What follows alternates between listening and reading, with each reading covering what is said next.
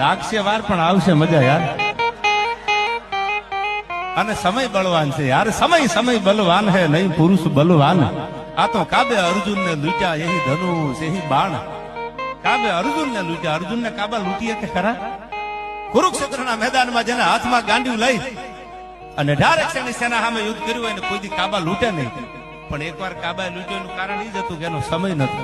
એટલે આ દોહો કીધો છે કે દુનિયામાં માણસ સમય બળવાનો હોય છે. ભરત દાદા, માણસ બળવાન નથી હોતો.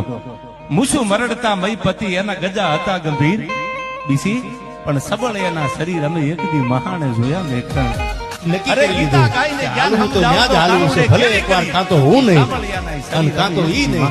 સમાનની વાતમાં સમાધાન હોય નહીં અને યુદ્ધના શોખીને સમાધાનના શોખ ન લેવા. મેલી તું વરવા અમે નવલખ તારા નીચે બેઠો કયા તું મળે કરવા.